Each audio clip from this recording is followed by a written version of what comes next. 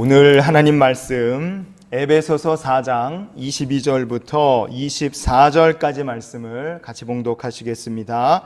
너희는 유혹의 욕심을 따라 썩어져가는 구습을 따르는 옛 사람을 벗어버리고 오직 너희의 심령이 새롭게 되어 하나님을 따라 의와 진리의 거룩함으로 지으심을 받은 새 사람을 입으라. 아멘. 제가 꼬마 때 봤던 만화 중에 엄마 찾아 산말리라는 만화가 있었어요.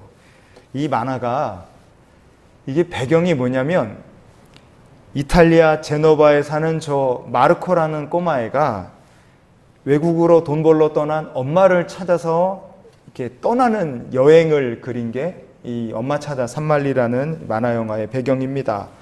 마르코의 엄마는 돈 벌러 어느 나라로 갔느냐? 아르헨티나로 갔어요. 아르헨티나. 이탈리아에서부터 아르헨티나로 엄마가 돈 벌러 갔다. 요즘으로 생각하면 말도 안 된다고 느껴질 겁니다. 왜냐하면 이탈리아가 지금 훨씬 잘 사는 나라잖아요. 왜 마르코의 엄마는 돈 벌러 이탈리아에서 저 먼 남미의 아르헨티나까지 갔을까? 그것은 아르헨티나가 정말 그때는 잘 살았기 때문에 그렇습니다. 이 만화의 시대적 배경이 1880년입니다. 되게 옛날이에요. 1880년에 아르헨티나는 세계에서 네 번째로 잘 사는 나라였어요. 무진장 잘 사는 나라였습니다. 넘겨주시면 얼마나 잘 살았느냐? 1869년부터 1914년까지 저 한 40년, 50년 저 사이에 이탈리아 사람이 800만 명 정도가 이탈리아에서 아르헨티나로 이민을 갔다 그래요. 그러니까 굉장한 거죠. 어마어마한 사람들이 이민을 갔습니다. 왜냐? 땅은 넓지, 농사 잘 되지, 거기에 뭐 풀밭 넓어서 소든 양이든 뭐든 풀어놓으면 그냥 지들이 알아서 잘 크지. 너무 좋아서요. 사람들은 아르헨티나를 가리켜 이거는 망하지 않을 나라라고 사람들이 그렇게 얘기했어요. 그런데 지금 아르헨티나 어떻게 됐느냐 넘겨주시면 10번째 국가부도 위기에 지금 놓여 있습니다. 우리가 98년, 99년 거기 넘어가면서 IMF 맞았잖아요. 그때 IMF 때 우리나라 얼마나 힘들었습니까? 나라가 거덜나는 것 같았죠. 그 IMF 한 번도 우리나라 진짜 힘들게 극복했는데 아르헨티나는 10번째 지금 IMF를 맡고 있어요. 넘겨주시면 올해 8월 1일 얼마 안 됐습니다. 올해 8월 1일 날 IMF에서 20억 달러를 빌렸어요. 또 IMF 전 세계 나라들이 돈을 모아서 위급할 때 경제위기에 빠진 나라를 도와주자. 그래서 이게 은행 개념으로 이렇게 갯돈같이 모은 건데 거기서 돈을 제일 많이 빌려간 나라 1등, 압도적 1등이 아르헨티나입니다. 10번째 이번에 받아간 거예요. IMF 구제금융을 10번째 받는다. 나라가 10번 망했다고 생각하시면 돼요. 왜 이 지경이 됐겠습니까? 넘겨주시면 이게 뭐 여러 이유가 있을 거예요. 경제 운영을 잘못했다. 돈을 막 썼다. 막 무분별하게 막 복지로 퍼줬다. 아니면 뭐 어딘가에 돈이 줄줄 샌다. 온갖 이유가 있겠지만 나라가 망한 이유 중에 결정적 이유 하나가 바로 부정부패였습니다. 그냥 썩을 대로 썩은 거예요. 머리부터 발끝까지 다 썩었다. 그렇게 보시면 돼요. 여기 있는 이분은 카를로스 메넴이라는 대통령입니다. 89년부터 99년까지 대통령 하셨어요.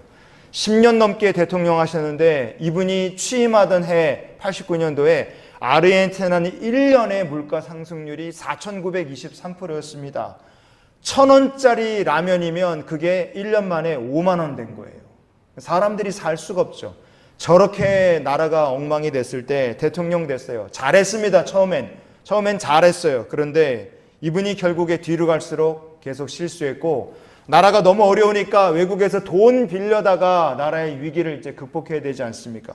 400억 달러를 외국에서 빌렸는데 IMF를 통해서 근데 그중에 200억 달러 지금 돈으로 해도 27조 넘는 돈이 온데간데 없이 사라진 거예요.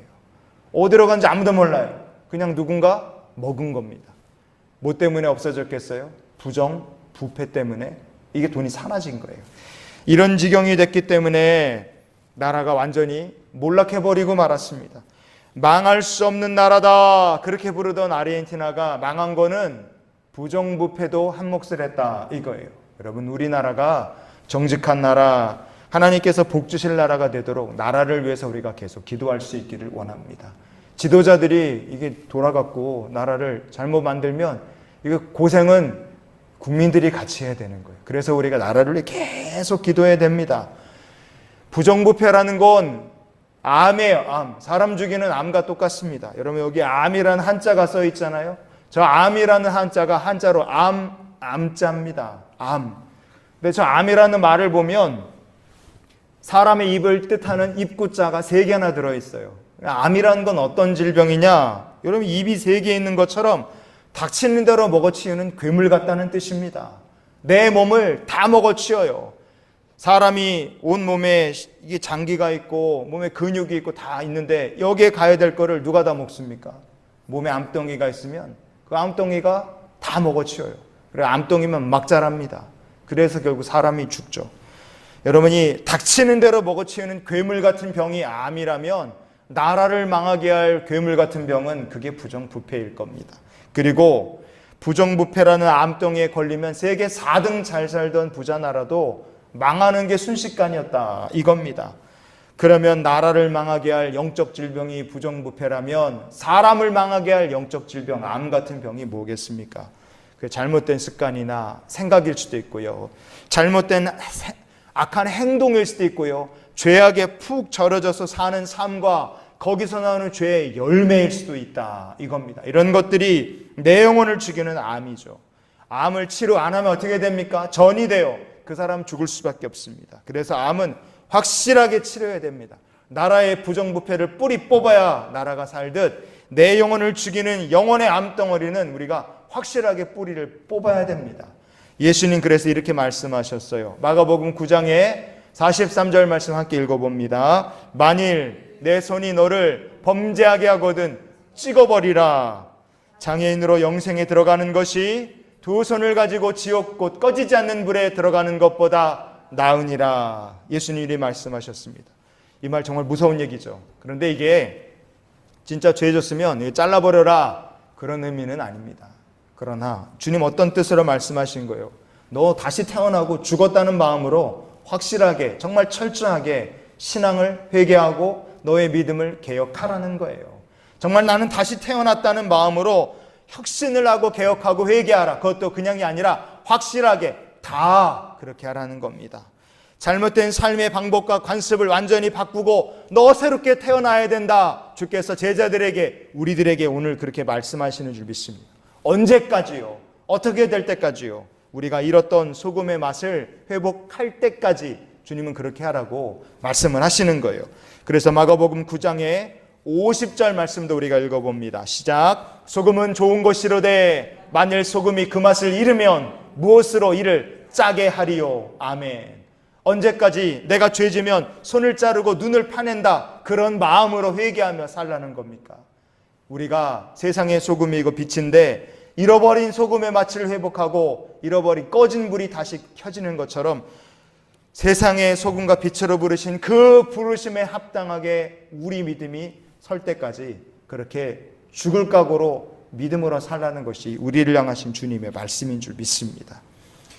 성경은 그렇게 사는 성도를 가리켜 뭐라고 부르겠습니까? 그런 사람이 바로 새 사람을 입는다고 말씀하시는 줄 믿습니다.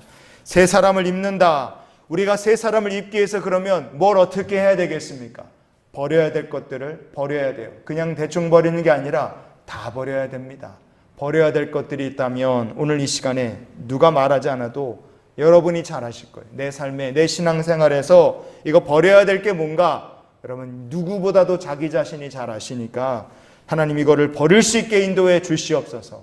기도하시고 오늘 받은 은혜, 주가 주신 말씀에 의지해서 나가서 매일매일 실천하시며 버려야 될 거 완벽하게 다 버리시는 성도들이 되시기를 축복합니다. 에베소서 4장 22절 말씀을 보세요. 읽어봅시다. 너희는 유혹의 욕심을 따라 썩어져가는 구습을 따르는 옛사람을 벗어 버리고. 아멘. 우리의 신앙에 뭐가 있습니까? 유혹도 있어요. 욕심도 있습니다. 썩어져가는 구습도 있어요. 옛사람도 우리 안에 있습니다. 이거 중에 한두 개는 남기고 나머지 버렸다. 그럼 괜찮습니까? 아니에요. 하나라도 남으면 결국 어떻게 됩니까? 그럼 결국에는 내 심령이 나중에 다 썩게 돼 있어요. 욕실 같은 거 청소하실 때 보면 다 치우고 요 귀퉁이에 좀 곰팡이 피고 들어온 거 요만큼 남겨뒀다고 한번 생각해 보세요. 나머지는 다 깨끗하게 했어요. 락스칠해서 빡빡빡빡 다 문대고 다 깨끗하게 청소했어요. 저 귀퉁이에 잘 안 보이는데 요만큼 시커먼 곰팡이 같은 거 있고 남겨뒀어요. 그거 얼마 안 되잖아요. 그 욕실이 온전하겠습니까? 시간 지나면 결국 똑같아져요. 다 곰팡이 피고 냄새나고 다 지저분해집니다. 왜? 남아있으니까요. 유혹 하나라도, 욕심 하나라도, 구습이 남아있거나 내 안에 옛사람의 삶이 남아있으면 나머지를 다 뿌리 뽑고 없앴어도 시간 지나면 어떻게 됩니까? 결국에 내 영혼이 썩어져 가게 되는 겁니다. 결국 망하는 거예요. 그래서 어떻게 됩니까? 다 뿌리 뽑아야 됩니다. 다 뿌리 뽑아야 돼요. 싱가포르 잘 사는 나라죠. 아시아에서 GDP 개인소득으로 1등, 그리고 전 세계에서 5등으로 잘 사는 나라입니다. 싱가포르 대단한 나라예요. 근데 원래부터 이렇게 부자 나라고 잘 살았느냐? 아닙니다. 200년 전에는 싱가포르 버려진 섬이었어요. 거기 어부들 조금밖에 안 살고 뭐 아무것도 없는 정말 쓸모없는 땅이었습니다. 근데 어떻게 이렇게 싱가포르이 잘 사는 나라가 됐느냐? 오늘 말씀의 비유로 따지면 버려야 될 것들 다 버린 거예요. 그 나라의 발전에 반대 필요 없는 것들을 버릴 것 싹 다 버린 겁니다. 그렇게 나라를 새롭게 한 중심에 요 리칸유라는 이 돌아가신 이 싱가포르의 전 총리가 계셨어요. 이분이 59년부터 1990년까지 31년이나 총리했습니다. 무진장 오래 했어요.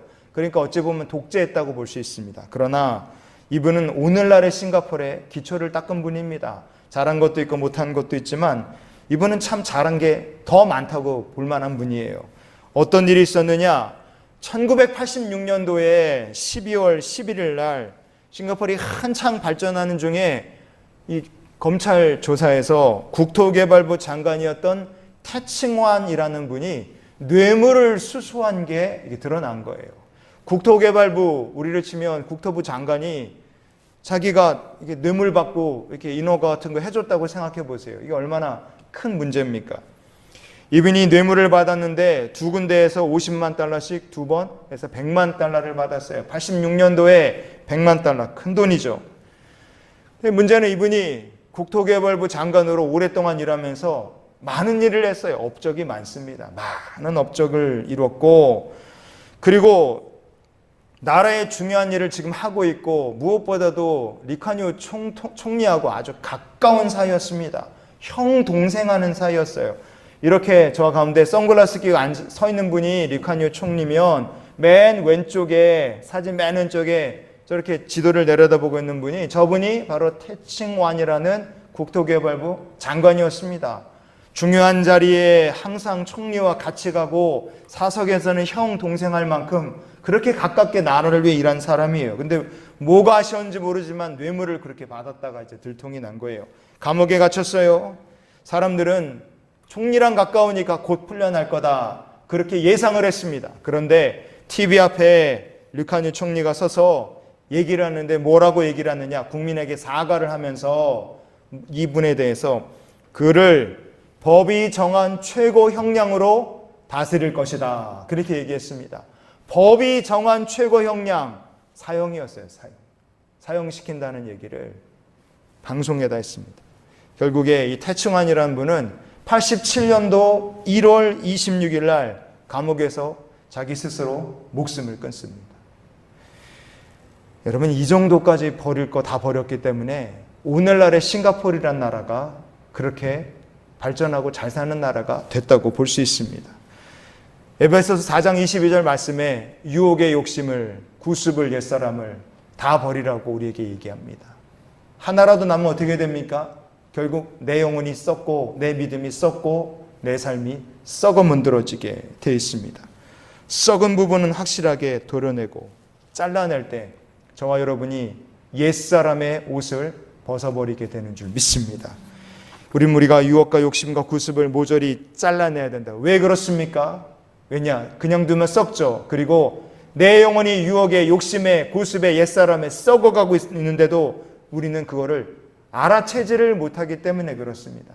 자각 증상이 없는 거랑 똑같아요. 부활하신 예수님께서 소아시아에 있는 교회들의 편지를 보내실 때 라오디게아라는 곳에 편지를 보내셨어요. 요한계시록 3장의 17절 말씀해 보시면 주님이 이렇게 말씀하셨습니다. 읽어봅시다. 내 곤고한 것과 가련한 것과 가난한 것과 눈먼 것과 별거벗은 것을 알지 못하는도다. 아멘. 라오디게아 교회는 영적으로 병들어 있었어요. 라오디게아 교회가 영적으로 곤고하고 가련했습니다. 눈먼 것 같았고 영적으로 벌거벗은 상태였는데 정작 문제는 뭐냐? 그들 자신이 전혀 알지를 못했어요. 라오디게아 교회가 자신들이 영적으로 문제 있고 눈멀었고 벌거벗었다는 것을 알지를 못했습니다. 왜냐? 유혹이나 욕심이나 구습이나 여러분 우리 안에 있는 내 영혼을 썩게 만드는 영혼의 질병은 자각 증상이 없기 때문에 그래요. 우리 영혼을 병들게 만듭니다. 그래서 주님 뭐라고 하시느냐? 라오디게아 교회를 향해 이렇게 얘기하셨어요. 요한계시록 3장의 18절 말씀을 우리가 이어서 보시겠습니다. 내가 너를 권하노니 내게서 불로 연단한 금을 사서 부요하게 하고 흰옷을 사서 입어 벌거벗은 수치를 보이지 않게 하고 안약을 사서 눈에 발라 보게 하라 그랬습니다. 여러분 중요한 건 안약도 아니고 흰옷도 아니에요. 앞으로 넘겨주시면 뭐라 그랬습니까? 하나 더 앞으로요. 다시 원래대로. 내게서 뭘 사라 그랬어요? 불로 연단한 금을 사라 그랬어요. 그럼 뭐 금을 사서 금 아니면 뭐 안약이나 옷 이게 중요한 게 아니에요. 중요한 건 어디에 있습니까? 내게서요. 내게서. 부활하신 주님께 우리가 붙어 있으면 불로 연단한 금과 같은 믿음을 우리가 얻게 될 줄 믿습니다. 우리가 완전히 파산해서 거덜이 난 거예요. 영적으로 연약함이 있고 유혹, 욕심, 구습, 옛사람으로 꽁꽁 묶여 있어요. 그럼 우리 영적으로 파산한 겁니다. 그거를 모르는 거예요. 근데 언제 우리가 다시 회복될 수 있느냐? 예수 그리스도께 우리가 딱 붙어서 불러연단한 믿음같이 우리의 믿음에 귀한 금같은 믿음을 얻게 될 때 우리 믿음이 정상으로 회복될 줄 믿습니다. 우리가 그냥 옷이 아니에요. 주님이 우리에게 주시는 옷을 입을 때 우리의 부끄러움이 가려지는 것이고 우리가 그냥 세상을 보는 것이 아니라 주께서 우리에게 주시는 영의 신령한 안약으로 우리의 눈을 하나님 비춰주셔서 고치셔서 정말 이 세상을 내 삶을 하나님 주관하고 계시는구나 하는 것을 보게 하실 때만 비로소 우리의 영의 눈이 온전히 밝혀질 줄 믿습니다. 그래서 중요한 건 우리가 주님께 딱 붙어야 되는 거예요. 딱 주님께. 어떻게 해야 우리가 영적으로 치료받을 수 있겠습니까? 요한계시록 3장의 19절 말씀을 우리가 또 이어서 보시겠습니다. 물은 내가 사랑하는 자를 책망하여 징계하노니 그러므로 내가 열심을 내라 회개하라. 아멘. 주님께 딱 붙어서 금같은 믿음을 얻어야 되고 흰옷을 정말 영의 은혜 두루마기를 우리가 얻어야 되고 우리의 눈을 밝히는 신령한 안약을 우리가 얻어야 됩니다. 그런데 그거 얻는 방법이 뭐냐? 열심을 내서 회개하는 거예요. 주님께 딱 붙는 겁니다. 여러분 우리가 고난 달 동안 열심을 내서 주님과 함께 동행할 성도가 될 수 있기를 원합니다. 하나님께서 우리에게 믿음을 주실 거예요. 우리의 믿음이 파산하고 망가지고 옛사람 썩어져갈 신앙이 되지 않도록 주님께서 우리를 지키실 줄 믿습니다. 그러려면 우리가 열심을 내서 회개해야 되고 그렇게 할 때 우리가 옛사람을 벗고 새 사람을 입게 될 줄 믿습니다. 우리가 지금은 괜찮아 보일 수 있어요. 왜? 여기 오늘 주일날 예배드리는 분들이 이렇게 있잖아요. 아직도 주일이면 성전에 모이고 맡겨주신 사명을 감당하고 뭔가 교회에서 하고 있는 것 같고 사람이 왔다 갔다 모이니까 우리가 아직 괜찮은가 보다, 직분도 내가 감당하고 있으니까 내가 신앙생활 잘하고 있나 보다, 우리가 이렇게 생각하고 착각할 수 있습니다. 그러나 우리가 뭘 기억해야 됩니까? 내 영혼이 병들어 있으면 지금 이렇게 그냥 오던 대로 굴러는 갈지 모르지만 결국에 그냥 두면 우리의 심령은 썩어 문드러질 수밖에 없고 맛을 잃은 소금이 되고 빛이 꺼진 초처럼 그렇게 될 수밖에 없다 이거예요. 그래서 오늘 예배가 저와 여러분의 영적 건강을 검진하고 우리의 신앙이 다시 회복되는 시간이 될 수 있길 원합니다. 어떻게 하면 좋겠습니까? 에베소서 4장 23절 말씀을 읽어봅시다. 오직 너희의 심령이 새롭게 되어 아멘. 날마다 내 심령이 새롭게 되게 해 주시옵소서. 우리가 소망 가지고 살고, 그리고 날마다 내 심령이 새롭게 된다 확인을 하면서 우리가 살면 됩니다. 그럼 어떻게 우리가 확인할 수 있습니까? 해바라기처럼 되는 거예요. 해바라기. 여러분이 해바라기란 꽃, 영어로 선플라워라고 합니다. 이 꽃은 햇빛을 따라서 움직여요. 줄기가 햇빛이 있는 곳으로 이렇게 머리를 이렇게 계속 움직입니다. 그래서 해바라기는 전체가 해바라기 밭이 있으면 그게 다 햇빛을 향해 다 움직입니다. 근데 멀쩡해 보이는데 다른 애들은 다 해를 바라보는데 안 움직이는 녀석이 있어요. 그럼 걔는 뭡니까? 걔는 죽은 거예요. 껍데기가 아무리 멀쩡해 보여도 뿌리가 죽었고 줄기가 썩은 겁니다. 움직이지 않으면 죽은 거예요.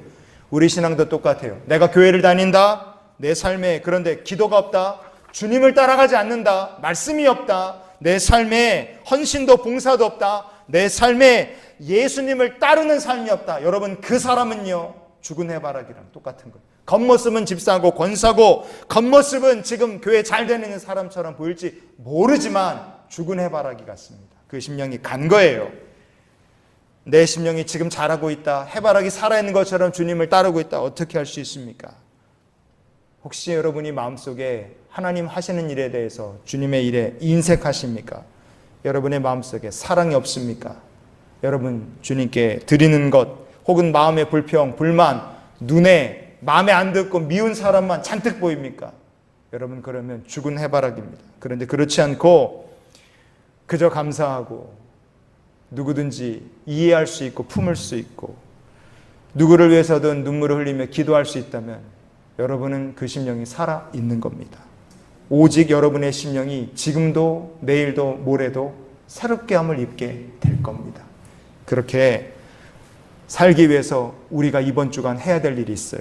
에베소서 4장 24절 말씀을 오늘 말씀의 결론 삼아 같이 읽겠습니다. 하나님을 따라 의와 진리의 거룩함으로 지으심을 받은 새 사람을 입으라. 아멘. 하나님처럼 하나님 거룩하신 것처럼 우리가 의와 진리 거룩함으로 지으심을 받은 새 사람을 입어야 합니다. 어떻게 해요? 하나님을 졸졸졸졸 따라다니는 사람은 그렇게 하나님께서 새 사람을 입혀 주실 줄 믿습니다.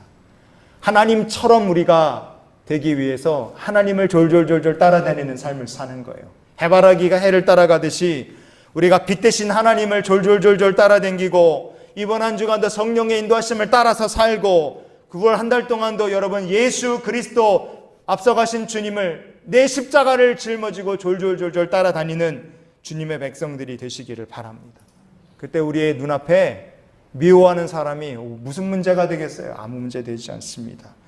혹시 불평과 불만이 있었다. 예수님 졸졸졸 따라다니면 불평, 불만도 싹 사라지게 될 줄 믿습니다. 영적으로 병들어 있었다. 예수님 졸졸졸 따라다니다 보면 아 내가 병들어 있었구나. 소금의 맛을 잊고 살았구나. 하나님 우리가 저절로 깨달아 알게 하실 것이고 그렇게 주를 따르는 삶을 살다 보면 세상의 소금으로 부르심 합당한 성도답게 우리의 믿음이 회복되도록 하나님 역사해 주실 줄 믿습니다. 그러니 이번 한 주간을 예수님 우리의 빛 대신 주님을 바라보며 사는 해바라기처럼 사시는 성도들이 되셨으면 좋겠어요. 그래서 우리가 이런 기도로 한 주간을 살았으면 좋겠습니다. 함께 읽습니다. 한 주간도 해바라기처럼 빛 대신 주님을 향하여 살게 하소서. 아멘. 병을 잘 고치는 것도 중요하지만 그보다 더 중요한 것, 그에 못지않게 중요한 것, 병 예방하는 것 아니겠습니까? 우리 영혼을 병들게 만드는 영적 질병이 있습니다. 그런 것들 지금 있다면 주여 고쳐주시옵소서 우리가 기도해야 돼요. 그리고 거듭남의 비결도 새 사람이 되는 비결도 새 사람을 입는 것도 영적 질병을 예방하는 방법도 다 똑같습니다. 해바라기처럼 주님을 바라보고 주와 동행하는 삶에 바로 그 비결이 있는 줄 믿습니다. 이번 한 주간도 다가오는 한 달 여러분의 삶에도 날마다 해바라기처럼 주를 바라보며 주와 동행하는 삶이 되시기를 예수님의 이름으로 축원을 드립니다.